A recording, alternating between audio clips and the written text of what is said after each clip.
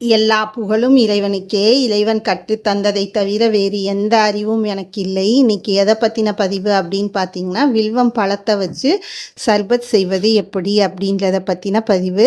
இதுக்கு நல்ல பழுத்த வில்வம் பழத்தை எடுத்து அதை நான் உடச்சி அதுக்குள்ளே இருக்க சதைப்பற்ற ஒரு கிண்ணத்தில் எடுத்து வச்சுக்கிட்டு தண்ணி ஊற்றி ஒரு அரை மணி நேரம் ஊற வைக்கணும். அது நல்லா ஊறினதுக்கப்புறம் புளி கரைக்கிற மாதிரி நல்லா கரைச்சி எடுத்துக்கணும். ஒரு 2 வாட்டி தண்ணி ஊற்றி கரைச்சி எடுத்துக்கணும். அதுக்கப்புறம் அந்த பழச்சாறை என்ன பண்ணணும், வடிகட்டி எடுத்து தனியாக வச்சுக்கணும். அந்த எடுத்து வச்ச பழச்சாறில் ஒரு சிட்டிகை கருப்பு உப்பு, ஒரு சிட்டிகை வறுத்த சீரக பொடி, தேவைக்கேற்ப நாட்டு சர்க்கரை, எலுமிச்சம்பழம் பிழிஞ்சு விட்டு நல்லா கலக்கி அதை பழச்சாறாக செஞ்சுக்கணும்.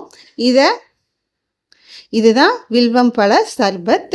இதனுடைய முழு பதிவும் ஏஎம்கே ப்ளூமிங் அப்படின்ற யூடியூப் சேனலில் தெளிவாக கொடுத்துருக்கேன். இந்த பழ ரசத்தை செய்கிறது எப்படின்ட்டு அதனை பார்த்து செய்து சுவைத்து மகிழுங்கள்.